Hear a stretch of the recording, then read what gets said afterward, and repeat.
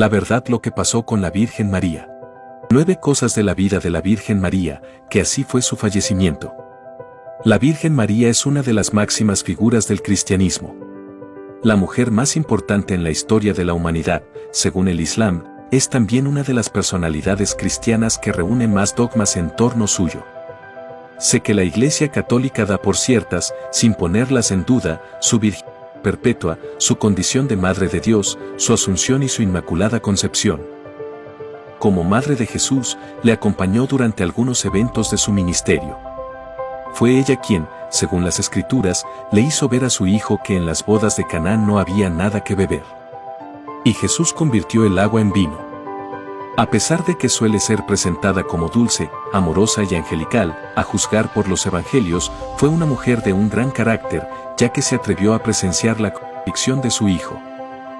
El episodio de su muerte, conocido como dormición, es uno de los más singulares de la religión cristiana. ¿Cómo surgió María la Virgen? ¿Cuáles fueron las circunstancias de su matrimonio con José? ¿Cuáles fueron los principales episodios del ministerio de Cristo en los que participó? ¿Qué sucedió durante y después de la dormición? Conozcamos estos y muchos otros interesantes temas sobre la Virgen María antes de meternos a fondo. Número 1. El nombre de María significa alteza o ensalzará. La tradición cristiana señala que los padres de María fueron Joaquín y Ana, versión proveniente del protoevangelio de Santiago, uno de los textos apócrifos más antiguos y citados. Respecto al origen del nombre María, ya era conocido en el Antiguo Testamento como el de la hermana de Moisés y Aarón, aunque originalmente escrito como Miriam. La Biblia, Septuaginta, utiliza María. La forma helenizada del nombre en arameo, aunque durante la Edad Media se le buscó un significado altamente piadoso a María. Las investigaciones se han establecido que los significados más próximos del nombre en hebreo equivalen a alteza o ensalzar. María es singularmente admirada en el Corán, siendo el único nombre de mujer que aparece en el libro sagrado del Islam, donde es mencionado 50 veces y cuenta con un sura completa. Número 2. No está claro si María, la Virgen, era hermana o cuñada de María de Cleofás. El Nuevo Testamento ofrece muy poca información sobre la vida temprana de María. Mientras, el evangelista Mateo presenta una genealogía de Jesús por línea paterna, remontando hasta el rey David. Identifica a María solo como la esposa de José. Juan señala que María tiene una hermana, pero no está claro si es María de Cleofás. Jerónimo identificó a María de Cleofás como la hermana de María la Virgen. Hegesipo, historiador de comienzos del siglo II, señala que posiblemente María de Cleofás era cuñada de María la Virgen por estar casada con Cleofás, un hermano de José. Número 3. Según los evangelios, tanto María como José eran descendientes del rey David. Según Lucas, María era pariente de Isabel, esposa de Zacarías y madre de Juan el Bautista. Zacarías era un sacerdote de la división sacerdotal de Abías, miembro del linaje de Aarón y, por tanto, perteneciente a la tribu de Leví. Algunos de los que opinan que la relación familiar de María con Isabel era por el lado materno, creen que tanto la madre de Jesús como su esposo José provenían de la línea real davídica y, por tanto, de la tribu de Judá.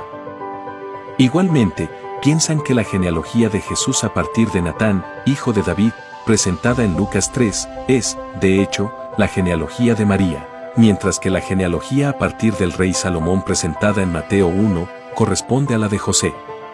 Número 4. María probablemente se casó con no más de 15 años de edad. En la antigüedad judía, las familias habitualmente arreglaban los matrimonios de sus hijos e hijas cuando aún eran muy jóvenes. La mayoría de las niñas de entre 12 y 15 años eran prometidas a jóvenes elegibles de entre 18 y 19 años. Las razones del compromiso anticipado eran de naturaleza práctica. Se consideraba que una niña tenía la edad adecuada para matrimonio cuando físicamente había alcanzado la capacidad de concebir un hijo, mientras que la edad apta para el varón estaba dictada por el dominio de las habilidades suficientes para sostener una familia. Número 5. José tuvo que pagar el amarre para casarse con María. Los matrimonios eran concertados entre las familias. Generalmente, dentro de un círculo restringido de clanes familiares. La idea de casarse fuera de esta órbita estrecha era tabú, ya que se quería evitar a toda costa que un extranjero o un extraño tomaran posesión de la propiedad familiar o vinieran a introducir prácticas religiosas o costumbres diferentes al orden establecido. Es por ello que las genealogías de José y María tienen las mismas líneas ancestrales en los evangelios de Lucas y Mateo. Según la tradición cristiana, el padre de María la habría consultado sobre su decisión de hacer de José su marido, pero únicamente como una formalidad. Y solo después de que se resolvieron las negociaciones sobre el mar o precio a pagar por la novia. Número 6. La castidad de María antes de la boda debía ser preservada por su familia. El precio que el novio debía pagar por la novia también tenía un sentido práctico y de justicia económica. Tras realizarse el matrimonio, los recién casados iban a vivir a la casa familiar del esposo, por lo que la familia de la esposa perdían un activo después de haber invertido una cantidad de recursos en su crianza y formación, mientras que la familia del marido lo ganaba. Después de concertado el compromiso, José y María seguramente tuvieron poco o ningún contacto durante algunos meses mientras esperaban la preparación de la ceremonia nupcial y la celebración de la boda.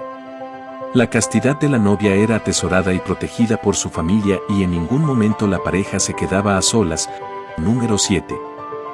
Según Lucas, el arcángel Gabriel anunció a María la concepción de un hijo del Espíritu Santo. Según el Evangelio de Lucas, Dios envió al arcángel Gabriel a informar a María que había sido la elegida para traer al mundo al Hijo de Dios por intermedio del Espíritu Santo. Los antiguos judíos dividían el matrimonio en dos eventos, el desposorio y el acto matrimonial propiamente dicho. El primero era el compromiso matrimonial realizado en el hogar de la novia y traía consigo la confirmación de los acuerdos económicos. Si la novia era soltera, se esperaba aproximadamente un año para realizar el matrimonio, donde el novio llevaba con solemnidad a la novia desde la casa familiar de ella a la de él. Según Mateo 1, después de realizado el desposorio y antes del matrimonio, un ángel se le apareció a José y le dijo que no temiese recibir a María por haber concebido del Espíritu Santo, indicándole además que llamara a Jesús al niño por nacer. De no haberse incluido este episodio en el relato bíblico, José podría haber lapidado a María por adulterio. Número 8. Isabel, la anciana prima de María, también quedó encinta como una muestra del poder de Dios. Según el evangelista Lucas, María, ya embarazada, visitó a su pariente Isabel, ya que el arcángel Gabriel le había anunciado que ella también quedaría encinta, y a pesar de ser una anciana, como muestra de que para Dios no existían imposibles, el destino de María para visitar a su prima era un pueblo de una montaña de Judea, cuyo nombre la Biblia no indica, pero que la tradición surgida en el cristianismo primitivo identifica con la actual localidad de Ain Karim, a unos 7 kilómetros al oeste de Jerusalén. Número 9. María visitó a Isabel y le cantó el Magnificat. El Evangelio de Lucas señala que al llegar María ante Isabel, el hijo que ésta tenía en el vientre, dio un salto que se interpretó como una manifestación de alegría. Isabel saludó y alabó a María llamándola madre de su Señor, mientras que ésta respondió con un acto de alabanza. Después, llamado Magnificat, inspirado en la oración de Ana del primer libro de Samuel y en otros pasajes del Antiguo Testamento, el Magnificat incluye un texto interpretado como una profecía: todas las generaciones me llamarán bienaventurada. Y en el María expresa detalles de su pensamiento que son un anticipo del futuro mensaje de Jesús. Recuerda, un pueblo que no conoce su historia, está condenado a repetirla. Gracias por llegar hasta aquí, nos vemos en las próximas historias millonarias.